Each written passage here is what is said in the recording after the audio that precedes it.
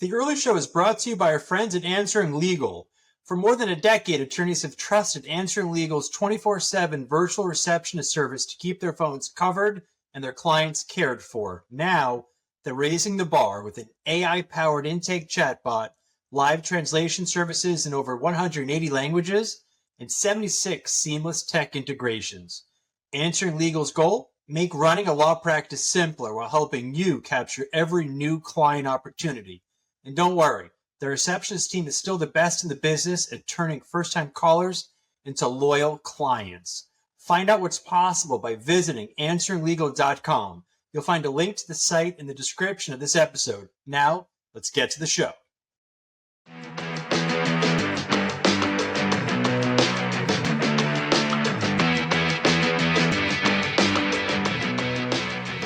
Hello and welcome to another episode of the Earley Show, sponsored by our friends over at Answering Legal. I'm your host, Chris Earley, and on the Earley Show, we always bring you the very best in the legal industry. And today we have a treat, guys. We have John Morgan. He's sitting down for a second time with me. He's an amazing guest. He's the first guest that I ever had on this podcast. And thanks to him coming on as my first guest, the podcast was shut out of a cannon. It took off. I'm grateful for you for coming on, John, that time and once again. So as always, I'm sure we'll have plenty of writer downers on this episode of the Earley Show. So be sure to sharpen those pencils. John, welcome back to the show. How are you today? I'm good. Like I told you before we came on, I just arrived here in Maui. So I'm getting used to being 5 hours behind, but I can do that here in Maui.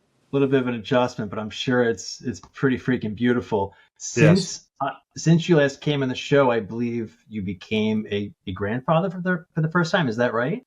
I'm a grandfather for 6 times now. So wow. Okay. I am loaded with grandchildren. My son Daniel just got married out here in Maui a few months ago, so hopefully he's cooking up some more grandchildren, and my daughter's still not through, so I've got six done and hopefully more coming.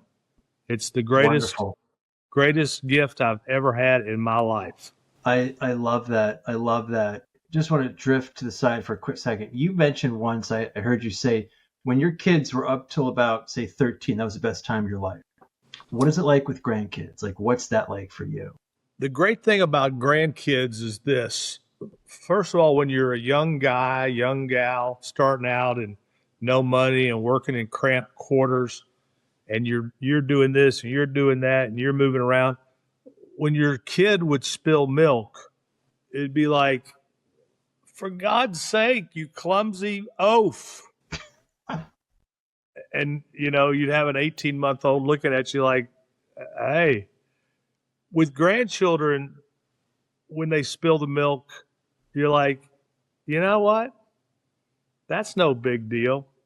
What happens with grandchildren is spilt milk just becomes spilled milk. It doesn't matter. As a grandfather, you get everything is in perspective. You're not thinking the way you thought when Mike was born, when you're 26 and scrambling. You're much more, your perspective is better. Your outlook on life is better. And you understand that time is going by. And just yesterday, you had these children who look like these children, but now you got this redo. The key thing is we just soak it in. We just soak it up, because I don't think I'll be a great grandfather. I think I'll only be a grandfather the way time has come out. So I just enjoy it. I soak it up. I spend an inordinate amount of time with them. And when they walk in, they walk in like they're seeing the greatest thing in the world, and they come run to you. They make you feel so great. So second, this is unbelievable. And the other great thing about being a grandfather or grandmother is, and this has been said, this is not my line, happy to see them come, happy to see them go. Because, it is a young man, it is a young woman's game. I mean, these people, it is nonstop. When they come over, sometimes I have them all over for a slumber party. After a slumber party with my grandchildren, I need 2 days to recuperate. Yeah. So, but it's an incredible gift. I'm happy for you. Congrats. Thank you. Now, you're spending significant time in Maui. Let me ask you this. Did you, just pivoting a bit here, right? I want to get more into, that stuff as well. But on the topic of Maui, did you do a Think Week this year or no? I did not do my Think Week last year. And I come to Maui in the beginning of January, and I leave in the middle of April. So a lot of my Think Week has turned into a Think Quarter. I just had a guy leave here who came here with an incredible idea. He was on his way to a legal conference over in Kona. So my Think Week is more turned into Think Months over here. But I don't do that like I used to. I used to do it once a year for a week at the beach. But now, as time's gone by, it's not as regimented as it was. So, just curious, you're so far away, right? Are you working? Does the office check in with you? Do you look at data? Like what is your day to day on Maui? Or are you just really removed entirely? Well, I'm never removed. One time I was with a guy who owned a place down in Key West called Sunset Key. He also owns the Bow Harbor Resort up in Maine. He owns a lot of fisheries up there, and he's kind of a guy with a lot of businesses. And I asked him, I was down there in Sunset Key with him, and I said, look, you got your offices in Maine, you got your things in New Hampshire, you got your stuff in Boston, but now you're down here. They're big hoteliers. I said, where is your headquarters? And he said, wherever I'm sleeping is where my headquarters are. So his headquarters were there. So it doesn't really matter, especially in this day and time, where I am. Right. I could be doing this from Orlando. I could be doing this, from New Hampshire. But I've now got my business set up with so many different people. One of the things that I've said before in speeches, it goes like this: when everyone is accountable, no one is accountable. So that's a big John Morgan-ism that I've stolen. And so inside of my firm, I have many, many, many, many accountable people who are responsible for certain tasks. And every morning when I wake up, I get a report on new cases, how many calls by city. And so that's how my day starts. The new cases from every city the day before, what type of cases, the signups. And then I have reports that pour in constantly throughout the day, the week, and the month. So I've really got my business down to, I've got so many people that are accountable that I can probably take my email, and 90% of things I get on email, I can just read and delete. Don't need to do anything else with it. Or more importantly, send it to one of my key people and I know it's handled. Yeah. So that's where I am right now. And then the other remaining ones are usually the ones that don't need to be responded to at all. So I've got a pretty good system set up after all these years. I've got 1,200 lawyers now in every state. There's like 7,000 people in the firm, but every single one of those people have a very specific job and are accountable for a very specific task. I told you we were going to get real right on this one, so I want to ask you something else. I'm curious. So I think, are you 69 or 70? I'm 69. Don't rush me, but I will be 70 March 31st, and I'll celebrate that out here in Maui. That's awesome. That's a big deal. Let me ask you this. I'm just honest. I just honestly curious. I think this would resonate with other people. Why do you still do podcasts like this? Like, why? When you could be at the beach right now. Why do you do the speeches still? Why? Well, first of all, you see me looking out right now. I'm looking at the beach. I'm looking at Lanai, and I'm looking at whales jumping up in my backyard. No so kidding. To answer your question, I am at the beach. and at work. And when in my house in Ponce Inlet, I am at the beach and I am at work. And the reason I did this was I did it for you as a favor, because we'd had our lunch that time when I came to visit my home in New Hampshire. And so when you wrote me again, I'm a big believer in, there's a book people should read called Give and Take. The premise of the book is there's givers and there's takers. The conclusion at the end of the book, there are people who give expecting something in return. And then there's people who just take a lot. And then there's a whole nother subset of people who just give to give because, why not? The conclusion of the book at Give and Take is this: the people who usually receive the most are the people who give expecting nothing in return. Mm-hmm. And then it just happens. So you've been writing me about coming back on. You drove up. You drove up to see me at my house in New Hampshire, and I thought, you know what? I arrived here yesterday. I thought, you know what? I got a meeting here at the house in the morning. I can do this podcast for you. I can give you my time, which, whatever. And I just think it makes for good karma. That's why I did. I love that. I hope people are writing that down because I'm a late bloomer. Have you always been like that? Because I'm a late bloomer on being generous, John. Have you been like that for a while?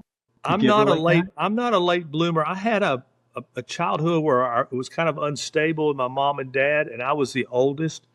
And I think when you're the oldest in an unstable, alcoholic infested situation, you become the oldest, you all of a sudden take on a role that's unusual. I was probably 11 when the shit hit the fan. And I think all of that kind of molded me to who I am. And so I've always been that way. There are certain people that are called rescuers. They want to rescue people. Now, the one thing I got to fight is sometimes in my life, I've dove into the water to save someone who's drowning in the ocean. That's one thing. But then sometimes rescuers start diving into the baby pool to pull people out who are not drowning, who don't really need your help. And you got to understand you're doing more harm than good. So I've always been that way, maybe to a fault. I don't need to rescue people who are playing in the baby pool who look like they're drowning. I just need to rescue people who are really drowning in the ocean, circled by sharks. So, But yeah, I've always been like this. You're a rescuer or you're not. You're a giver or you're not. That was a connection we had was growing up, instability, right? Right. And kids, we're both, fathers and your grandfather. Kids detest instability. It's like the worst thing for a child is instability. And so that's why you're a unicorn, and I to a smaller extent, because we beat the odds and got out of a hard situation and can look at it in a healthy way and actually thrive. We're thriving despite that, and it's how we looked at that. So the average, Jane or John growing up in those circumstances doesn't do well in life. So you're definitely an outlier, and I think that's not lost on me. I'm very sensitive to that. So I speak your language about the upbringing being, in many ways you had it probably harder than me in many ways. So, but to not be poor me, but to use that as like, I'm going to help, I'm going to give, that's higher level thinking that I encourage the audience to consider. But I don't really think about it. It's like breathing. I think, a lot of people want to blame. There's a saying that we spend our entire adulthoods trying to overcome our childhoods. Yeah. And I think people lean too far into, look how bad I had it. But the truth is, did I have it bad? Looking back and looking now, it seems so. But at the time, when I look at my whole life, I had a ball. I had a ball. And there were some rough patches, and you learn to compartmentalize, but I'm okay. I knew it seemed chaotic, and our great suffered and all that. But as the oldest, I then took it on myself to say to the four younger ones, every time my dad would get fired from a job, he'd say, whatever you do, be a professional. Nobody can fire you. That was his mantra. And so with my siblings, I was very, very, very strong, driving them to be a professional. And consequently, two of them are dentists. One of them was a mental health counselor, and then Tim, the one who got hurt, he'd passed away, but he worked with me. So that childhood, that bad luck of my dad losing his job a lot turned out to be good luck because we were so impacted by him losing jobs that we all became professionals. So you got to look at, bad luck can be good luck. Yes. If you can make it good luck. And it's all in your choice. That's very powerful. Could we just go back? I'm honestly, I'm fascinated with when you struck out on your own, because I've heard you say in law school you didn't intend to start a firm, right? There was no, we're going to get a good paying job and do well, and the guys you're working for said, sorry, Morgan, you're worth this, and you had a different opinion, so you struck out on your own. I'm interested. I really like that come up story that you have of like just the Friday, walking in cold calls.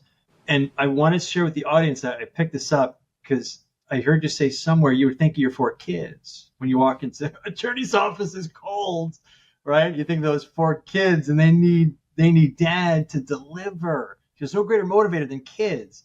I'm interested to hear how you went into uncomfortable situations and got comfortable by being uncomfortable. Going to attorney's office is just hustling your ass off in the 80s, right? Because you had 4 kids. That's a lot of kids. That's tough. Yeah. Well, we got pregnant on the honeymoon. My wife is I'm Catholic. She's a very devout Catholic. Rhythm method. I'm here to tell people listening, rhythm method does not mix with booze. And you just blow right past that bullshit. So we had kids, boom, boom, boom, boom, boom, boom, boom. And throughout my life, there have been many moments in my life where I've walked into my children's rooms, especially when they're sleeping, and you're looking at them sleeping, and they seem so peaceful, and their life is so great, but it's all hanging on you. Their happiness, their comfort, their security is all hanging with you. And I found that going in and watching my children sleeping in their cribs, sleeping in the bassinets, sleeping in their bunk beds next to each other, I found that to be incredibly motivating for me. Now, as far as calling on people, before I went to law school, I sold Yellow Pages. And it was the greatest thing I ever did because it was a transition from school to the real world.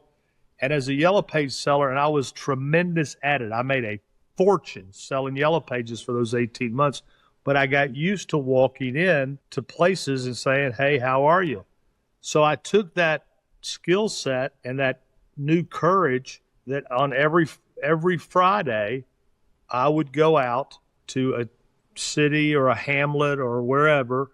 I'd have a lunch scheduled with somebody, but I would just cold call lawyers of between 10 and 2 o'clock on a Friday and ask what they did with their personal injury business. And you cannot imagine the business that I received from those cold calls. And it's when you hear people say, don't ask, don't get, no kidding. You're not going to ever get any new cases sitting in your office eating a peanut butter and jelly sandwich and reading Sports Illustrated. It's just not going to happen. Good luck happens when you're looking for opportunities. Luck has a lot to do with everything, but if you don't play if you don't buy a bingo card, you can't win bingo. You actually have to get in and do something. So that's how I built it, but that I was very fueled by my family about doing well for them so that they could enjoy a different life than I had. I wanted very much for my children to have, no chaos, no financial worries, none of that. John, I relate to that on every possible level. I almost feel like it's an unfair advantage that we have because, like, if you had a stable upbringing, silver spoon, all the power to you. But there's great power in having in my eyes, in my experience, a rusted spoon. You want stability for your kids. You don't want to just do well. You want to freaking crush it, right? And so that really resonates, with me. But it's like white hot under your ass. Let's go. because we're not going to do what we saw when we were our kids' age, right? So it's like it's insanely motivating, and it's an advantage for Look, like, it's what I said a minute ago. Sometimes bad luck turns into good luck, and the bad luck you're having, it's like I talk about failure. You know, if failure's bad, but if you make failure your friend, then no. you know. But if you let failure, if you walk away after failure, and that's just it, you've wasted one of the great opportunities, which is to take that learning from that failure and go, oh, okay, when I go through the woods this next time, I've got the trees marked with ribbons. I'm not going to have to hunt and peck my way through the forest. The next time I go through the forest, I've got yellow ribbons tied around all the trees, and I'm not going to go this way because I know there's a cliff over there, and I'm not going to go that way because I know there's a bear cave over there. So if you take that failure and make that failure your friend, that bad luck turns into good luck. I love that. I love that. Any entrepreneur listening to this is failing all the time. You should be failing all the time because that means you're going for it. You're trying. Just curious, how long did you do those Friday lunches for until you just kind of stopped doing because you got so busy? I probably did them for 6 years. Wow. That's a lot of people. That's a lot of people you met. I met, but I remember pulling to one guy's office. His name was Abbott Herring. He'd been to the state attorney in Brevard in Seminole County, and I knew his name. And I'm driving down to Sanford, Florida, and I see Abbott Herring. I pull in, I walk in. There's a woman at the front desk who turns out to be his wife. She takes me back to his office, and I start to talk to him. I said, look, I know who you are. You're the state attorney or former state attorney. I said, look, I wanted to meet you, introduce myself. I'm a young lawyer. I said, you may have a relationship with some other lawyers, but if they turn it down or cases they don't want, I'll take your scraps. I said, who do you send your cases to? He goes, well, I've been sent them to Fisher and Matthews. He goes, but Jim Fisher just stiffed me on a referral fee. I go, really? He goes, yeah. I said, I'm never going to send him a case again. What are you doing with your cases? He said, well, we've been keeping them. Are you working them? Well, we really should. He brings his son Mike in. Mike, how many cases do we have? 26. And Abbott Herring says that day, he says, let's box them up and give them to this guy. And so, I pulled in with my Nissan Maxima with the leather package and the sunroof flat. By the time I loaded the back seat of my car and trunk with new cases from Abbott Herring, I pulled out with my car with the back bumper, rubbing against and I go home with 26 new cases, which was a tremendous amount of cases. And the Herrings became, from that point forward, the Herrings became big time referring lawyers to me. Mike Herring is a great friend to this day. I ultimately rented a small office from them so I could meet people when I went down to Sanford. If I don't pull in that day, I don't pull out with 26 cases in a relationship. Probably for about 6 years that I did that. I kind of got, I figured out who everybody was, and I knew everybody, and you can't be afraid to do it because a lot of, some people, I remember one time a guy said to me, he goes, are you directly soliciting me? I go, I mean, yeah. He goes, well, is that ethical? I go, yeah. You're not a client. You're a lawyer. But he was uncomfortable with it.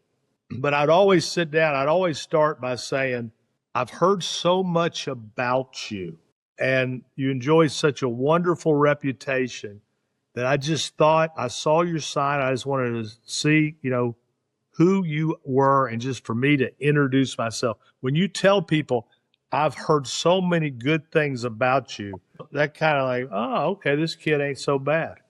Totally. I love that. That's brilliant. So you're getting busier. You're just working your ass off to get cases. You're getting a lot busier.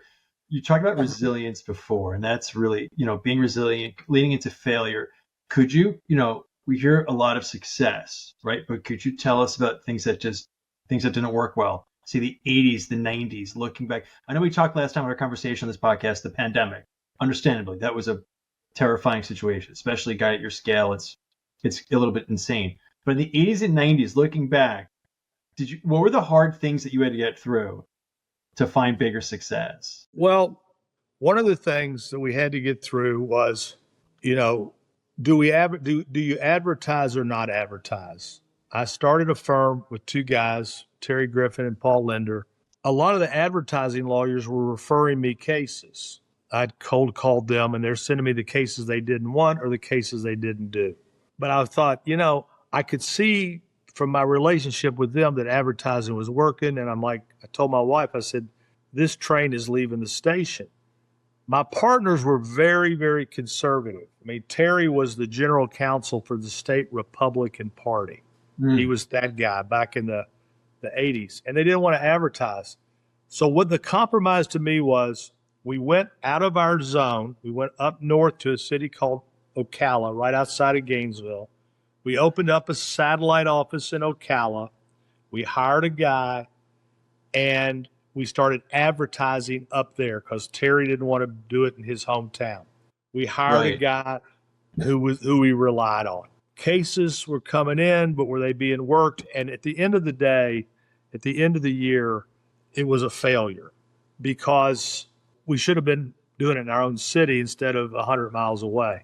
So that became an inflection point in my career. You come to the different roads, go left to go right. So we're here. To Terry and Paul, the experiment was a failure. And they were like, okay, we've done it.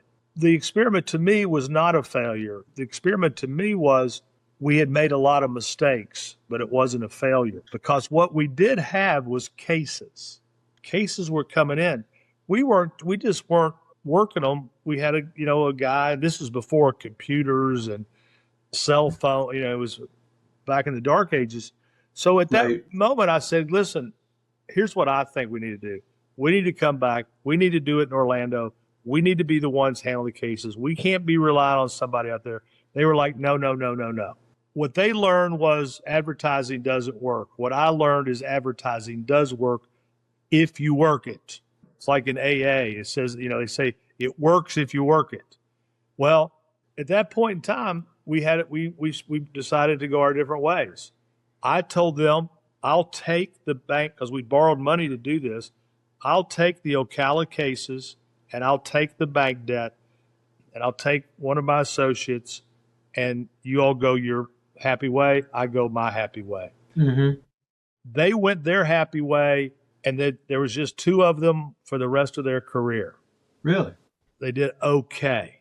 I went my happy way from that failure that I made my friend.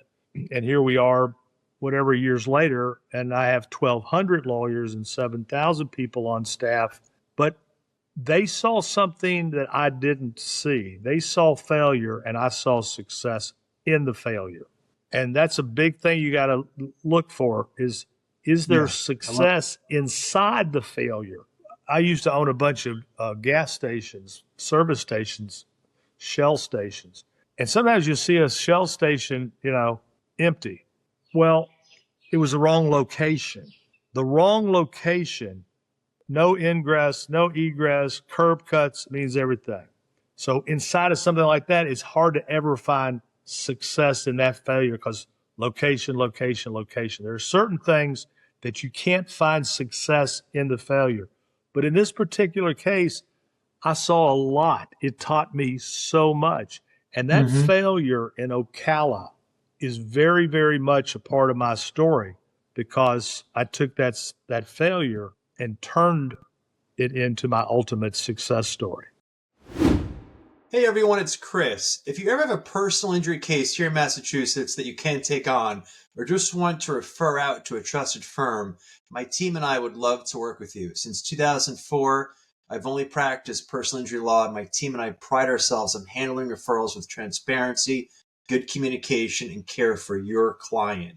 And if you're not already getting it, head on over to practicetipoftheweek.com, practicetipoftheweek.com to join my free email list. It goes out to hundreds and hundreds of lawyers each and every week with actionable marketing and practicing tips. Thanks for listening. I look forward to collaborating with you. When did you stop handling cases? You know, that's hard to say because a lot of people want to deal with me. But as far as me having a huge inventory, you know, it's been years and years and years and years and years. I don't know exactly when. You know, there was a time where I had an inventory of 500, 600, 700 cases. I mean, I basically practiced by motion to compel, them motioning me to compel because it was like, you know, my hair was on fire all day long. Trying cases, getting motions to compel, signing up cases, not managing my time well. But I finally came to the point where, you know, I knew what I needed to do to be what I am today. And what I needed to be, and the number one thing that any business person, any entrepreneur needs to do is focus. Focus on the big picture. And then what you have to do is you have to figure out ways to buy time to give you more. So to buy time, you have to say, you know what? I'm going to go pay people to do things that I was doing so that I can devote most of my time to building my dream. And when you start buying time with people, and that's how you buy time. There was a litigator in our town who your listeners have had to heard of named Keith Mitnik, who's written 2 incredible books. He's in trial right now as we speak in San Antonio, picking a jury. I think we turned down $40 million yesterday. But I knew Keith was great. And I took him to dinner for 3 years in a row because I knew what I needed to anchor this thing. I needed somebody who was going to be focused on that part of my business. And that focus that he could give me that I couldn't give to that side of the business was important. First year, he told me no. The second year, he told me no. The third year, I decided, you know, I got to pull out all the stops. So I took him to Steak and Ale for dinner, and with the pewter plates, and I closed him, and he came, and he had to leave a pretty nice deal. I can promise you this, and I've told Keith this many times: if there's no Keith Mitnik, there's no John Morgan. We're trying cases. That's what we do. At the end of the day, you know, I can bring all the cases in I want, but if I can't go maximize the value, I can never be great. And so there are 1,000 stories of Keith Mitniks in my firm where I've gone out and bought time by sharing my profits with these people. And Keith has been our teacher inside the firm. The one book he wrote, Don't Eat the Bruises. I mean, every decent trial lawyer in America has read it. But then Keith became inside of our firm the mentor, the professor to all our lawyers. Once a week, Keith does his own deal with called Brushstrokes inside our firm. And so we got a whole side of our firm where we got these great lawyers, Rick Block, Rocky Wilkins, Keith, all of them focused on nothing but trying cases. I'm not focused on that at all, but I don't have to because I bought time to do what I do best and let them do what they do best. So sometimes you have to pay money to buy time for focus. And that focus is what can make you great. I love the Mitnik story, the persistence, because you knew who he was and you had to have him. I like that a lot. You didn't just stop at the first year. Oh, no, let me just go somewhere else. You knew what you were looking for. You knew who he was. So that's awesome. All I did with Keith was at the end of the first 2 years, I was like, I just want you to know that you know you're supposed to be with me. You just don't like the idea of not having your name in the firm because your firm's called Peed and Mitnik, and Fred Peed was a legendary lawyer, and it was, I said, but what I got cooking, I said, I'm going to be back. I'm going to be back. and I called him 3 years in a row and got him on the third try. No means yes. That's a big deal. I love that. Could we talk about your leadership? Because you had to grow as a leader, or else you would have stayed the same size you were. How does your leadership today compare to John, the leader in the 80s and 90s? John, the leader in the 80s, was in the kitchen cooking the food. John, the leader in the 80s, was the waiter bringing the food out. John in the 80s was bussing the tables after the food. And John in the 80s was also the owner doing the books and doing payroll taxes when everybody went home. That's not a formula for when you're young and you got unlimited energy, like when you're young and you're starting out and looking for cases, you can be at a ball game on a Saturday. And if your answering service calls and says, I've got a new case, you take it, you leave the ball game, you go sign up the case because by God, you're hungry. Over time, as we get satiated, we maybe don't leave the ball game. We're like, hey, do I need to leave this ball game to go get it? Our hunger goes down. But I realized that I still needed, if somebody called me at 10 o'clock on a Saturday, I still needed to respond as if it was still me. So then I started hiring what I called investigators. So if they called in on a Saturday, I had people who would pop out, drive to wherever, and within 2 hours, that case was signed up.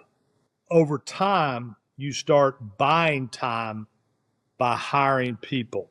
And then over time, you start bringing in leaders. And I may have said this to you before, but there are people in your organization that emerge. They just become, that's a superstar. How do you know? The first way you know somebody's a superstar is what I call the send delete test. When you send something to somebody and you become so comfortable with the fact that they're going to get it done, you send it and delete it. It's done. You just know it's done. There are some people you send things to and you don't necessarily delete it. You like a day later, you'll say, hey, did you ever do so-and-so? Oh, no, I got to get on that. You start to figure out who the send delete people are. Once you get enough send delete people around you who are as relentless and have as much grit as you do, then you start assigning them responsibilities, accountability for specific things. And then once you do that, once you get your send delete people in place with their jobs, then after that, you delegate ruthlessly. And sometimes I can pile too much on certain people's plates. You got to be careful about that. Right. Because, back to the waiter, you can only carry so much to the table. And so that's how I do it. So I've got a very defined structure inside of my firm. I have a president, Xander Clem. I've got 2 COOs who are responsible for totally different things. I've got a CFO, and he's got somebody with him who's responsible for making sure who pulses the budget. You got to make sure you have a budget that you follow and that you pulse it every month. Are we up? Are we down? Why are we up? Why are we down? And then I've got managing partners in every single big office. And when you have a send and delete, it's a beautiful thing because I think most people are not send and delete type of people. When you have some, you can really run. And I love that. By your time, once you isolate, okay, I've got to send and delete, then you leveled up. You just leveled up. You bought time. Yeah. And then you could live in your zone of I call it living your zone of genius, growing the brand, building, expanding, thinking. That's why I was curious about your Think Week, just getting out of the weeds and just really focusing. We talk about focusing. That's how you grow. And I hope the practitioner really, considers that. Let me ask you this. I'm kind of curious. I read a book by Malcolm Gladwell. It was called Outliers. He's the guy who said, basically takes 10,000 hours of practice to become expert. He talks about the Bill Gates of the world, certain people, the right person born at the right time, right? It's a thing of the universe that's almost like a perfect timing. I look at you similar because that book reminded me of you. You were born, you came out of law school at a time where advertising was suddenly allowed, and then you had the foresight. It's like that's how I look at you taking advantage of every opportunity, coming up in a hard upbringing, but despite it still, but nothing was handed. Obviously, you had to go. You had to create your luck. The book talks about again Bill Gates, just like these things where So I think that's out of our control when we're born. So this is a new age we're in, AI. Who's the lawyer coming out of law school? Who's that John Morgan going to be? Who's looking at AI and going to harness it, to the best of his or her abilities? That just fascinates me. Well, look, if Bill Gates hadn't been, he's my age. If Bill Gates was born today, he couldn't be Bill Gates. And if I 100%. was born today, I couldn't be John Morgan. Why? Because we got a 40-yard head start. We're born Yeah. in a time where, Bates versus Arizona was only 4 or 5 years old when I got out of law school. And lawyers who advertised, it was taboo. And, I was the president of the fraternities. I wasn't the disruptor. So it was a hard move for me because, I was embarrassed. When I first went on TV, I didn't even go on myself because I was embarrassed to be the one doing it. But I also knew it was going to happen. So, but the advantage he gave me, I've always thought about it like this, is like we were on the 10-yard line and I was the fullback and we did a draw play, but nobody thought it was coming. And all of a sudden, I've got the football and I'm rambling through this hole because nobody's watching the fullback. And all of a sudden, I'm at the 50-yard line and I'm looking around and nobody's there. And I'm just running without a defense. Today, it would be like, playing against the most swarming defense in the history of the NFL. Yeah, life is luck. I have a new book that's going to be coming out in a couple of weeks called Life is Luck, the Paperboy. And it's a whole book about luck. And you're right. Malcolm Gladwell said that. He also said about the 10,000 times, the more you do, the better you get. That's about my trial lawyers. That's about the Keith Mitniks. What he's doing all day long, he's getting better and better and better because he's picking probably 20 juries a year. One time when I was a kid, I went to a bar called Rosie O'Grady's, big tourist place down in Orlando. And I was there with a friend of mine, and it was nickel beer night. And this waiter comes through, and he's got a tray. The beers aren't on it, but he's spinning it like a basketball. He's walking through the crowd, and he's spinning the tray. I remember looking at him. I said to my friend Mike, I said, look at that guy spinning that tray. And he goes, don't be impressed. I go, it's pretty impressive to me. He goes, don't be impressed. I go, why not? He goes, if that's all you did all day, you could do it too. Right. And it goes to Gladwell's thing about the 10,000 times. If all you're doing is serving beer and then going back to get more beer, and you decided to start spinning the tray, at a certain point in time, like you've been to bars where the guys are flipping bottles behind the back and this and this and this, and it's very, very impressive. If that's what you do all day, you should get good at it. It's just like trial lawyers. The more juries you pick, the better you get. And the more juries you pick, you too can spin the tray and toss the bottles. This is funny we're talking today because I'm actually halfway through Sam Walton's biography, which you talk about Sam Walton quite a bit. And so he talks about swimming upstream. And I feel like that really defines your trajectory, right? Going against the current, right? And taking full advantage, right? Of what you had, what you didn't have. And his book is inspiring. And if I'm not mistaken, is that what inspired you to branch out, to expand your geography to other states? Well, Sam Walton is very inspiring to me. The first book I wrote was called You Can't Teach Hungry. And in that book, the last chapter is titled Swim Upstream.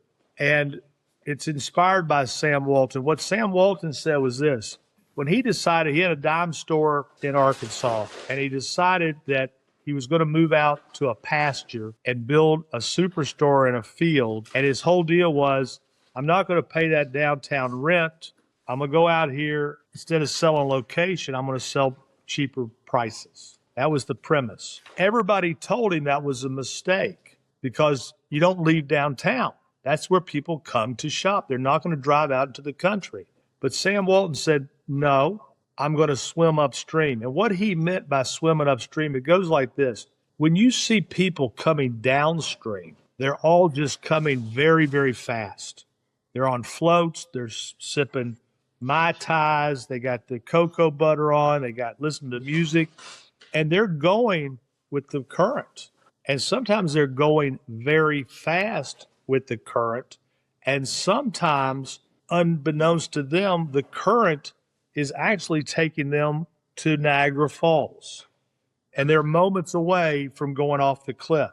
When you swim upstream, you're now swimming against the current. You're now swimming past those people on rafts. And as you go past them, they're saying to you, are you crazy going this way?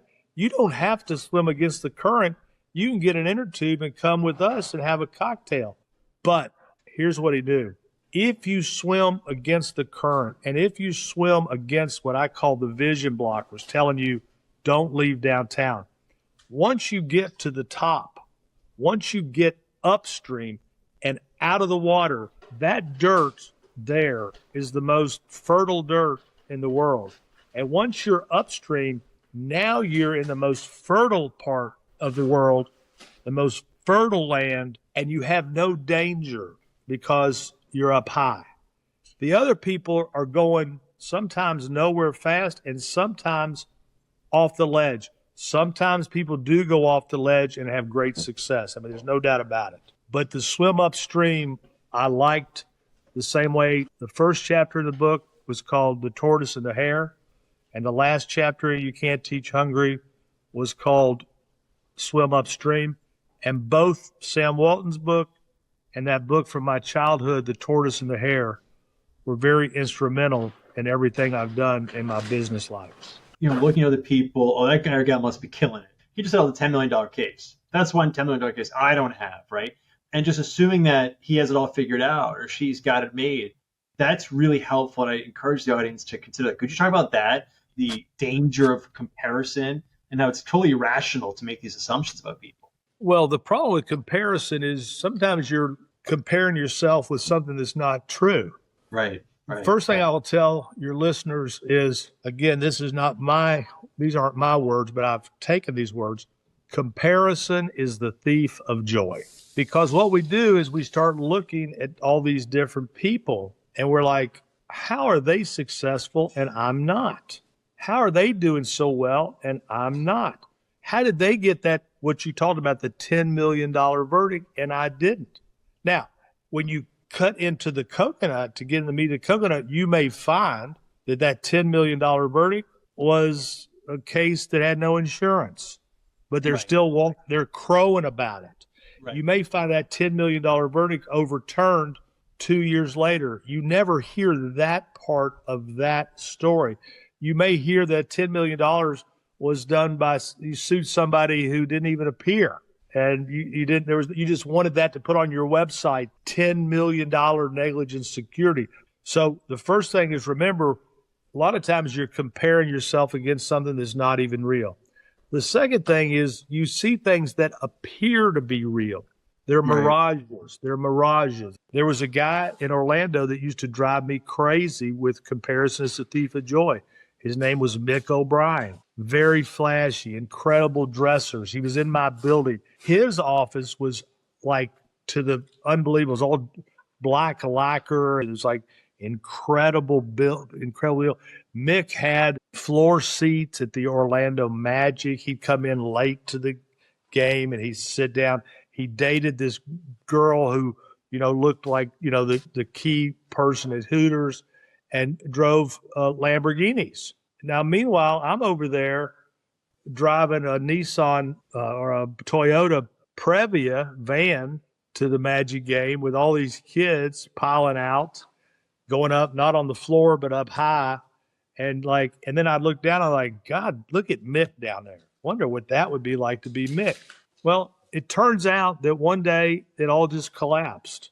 It was all built on sand. And he really was just robbing Peter to pay Paul. The Lamborghini was leased. He wasn't doing as well as he thought. The furniture was leased. The debt was staggering. And everything he had that I was jealous of was a mirage. And I wasted all this time looking.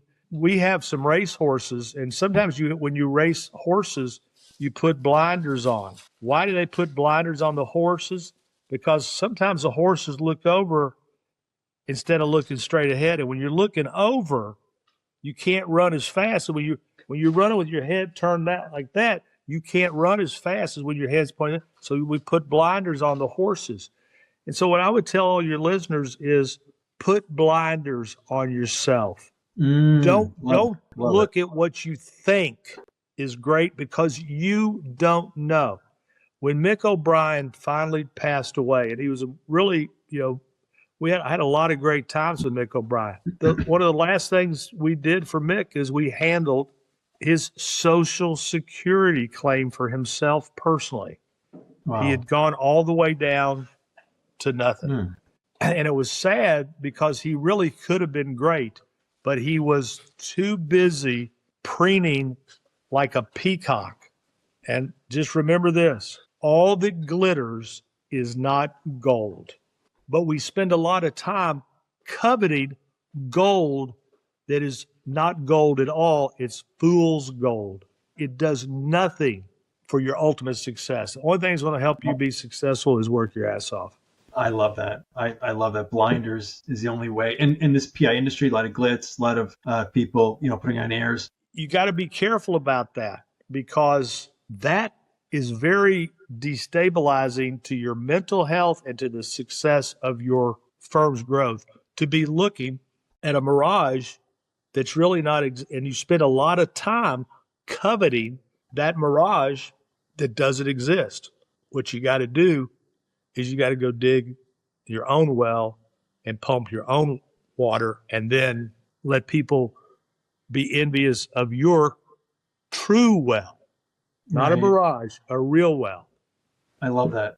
I really do. I hope, and I relate to that, because, you're always thinking the other guy or gal is doing this bang up job, doing so well. Well, so I'm going to be honest, like, that's how I think sometimes. So it's important to just, worry about your own damn boat, right? You don't know. You don't know. You have no idea. You don't know. There's people, I see people posted verdicts that they had when they were with me, and they were like third chair. They didn't do anything. They were just like third chair, but they go and start their own firm and say, hey, I got a $10 million verdict.